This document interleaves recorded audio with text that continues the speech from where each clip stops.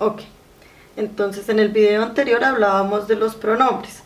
¿Por qué es importante? Porque en esta parte del trabajo que estamos haciendo en inglés, estamos trabajando con la conjugación de los verbos en presente simple. Entonces, un ejemplo que poníamos en la guía es the doctor, que sería el equivalente a he, ¿cierto? Entonces quiere decir que los verbos acá se conjugarían de acuerdo a cómo se conjuguen con el pronombre he. The doctor checks. Y le agregamos una S. En cambio, si yo digo I y voy a utilizar el verbo check, ya no agrego la S. ¿Por qué? Porque solamente con estos pronombres, con he y con she. Si yo digo, por ejemplo, the nurse, que es enfermera, digo helps y le agrego S. ¿Por qué? Porque nurse, digamos que es enfermera, que también puede ser masculino, pero en este caso lo vamos a utilizar femenino, es el equivalente a she, ella.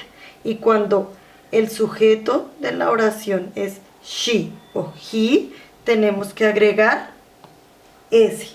En cambio, si yo digo you, por ejemplo, simplemente digo help. No agrego la S. Entonces, en la guía había ejercicios en los que debíamos escoger cuál era el verbo, ¿cierto? Entonces, para escoger cuál es el verbo correcto o para conjugar el verbo adecuadamente, tenemos que ver el sujeto. Si el sujeto es el equivalente a he o a she, pues el verbo debe llevar la S como complemento de la conjugación o la ES, como es en el caso de catch, el verbo catch, que lo vemos en una oración de fisherman. Entonces, si yo digo I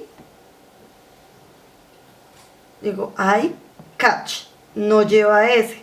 Pero si digo she, debo decir catches y le agrego la ES.